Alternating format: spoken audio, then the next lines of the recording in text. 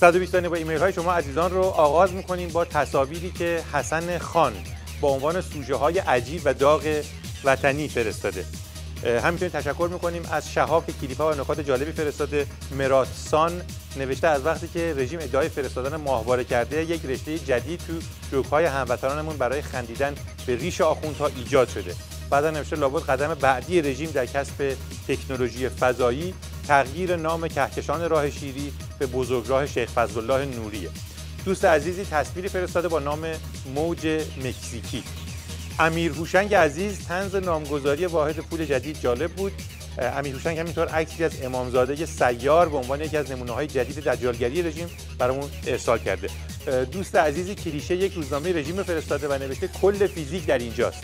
حرفایی از آخوندی به نام خرازی هست که فکر می‌کنم بهتر فیزیکدان‌هایی که بیماری قلبی دارن گوش نکنن به حرفاش. این یارو آخونده که بعید فرق فیزیکدان رو با نمکدان بدونه، کشف کرده که زلزله تجلی غضب مقام ولایی است بر ضد منکرات با چگالی بی‌نهایت.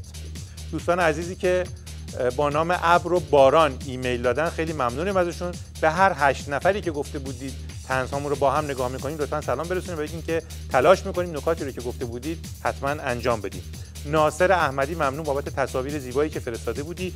بهرام از تبریز نوشته که اگه تو اون دنیا همه اعضای بدن از دست آدم بنالن، انگشت سبابه که تو نمایش انتخابات رژیم به اون برگه کثیف رژیم آلوده نشده گواهی مثبت میده.